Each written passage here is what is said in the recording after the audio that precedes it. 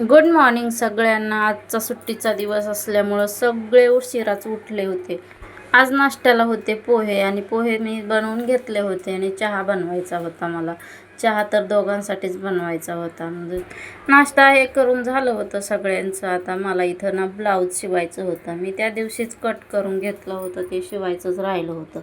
आणि सुट्टीचा दिवस असला का एवढा आळस येतोय ना, काहीच करायचं मन करीत नाही. पण आता कटिंग करून ठेवली होती ब्लाऊजची, मग शिवावंच लागणार होतं. आणि इकडं अशी काय समोसा पार्टी चालू होती याची. आता उशिरा नाश्ता केल्यामुळं कोणी दुपारी जेवलं नव्हतं.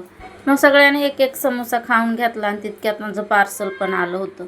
आता हे मी मागवलं होतं, दीदीला लेहंगा शिवायचा आहे त्याच्यासाठीच. छान आलं होतं, जसं दाखवलंय का तसंच आलं होतं. आता लेहंगा तर शिवायचा आहे, पण टाईम कधी मिळणार आहे ते काय माहिती नाही. रात्रीचं जेवण वगैरे बनवून घेतलं होतं आणि पाण्याची अशी काही घाई उडालेली होती आमची. एकच टाईम पाणी येत असल्यामुळं असं काही सगळं भरून ठेवावं लागतं.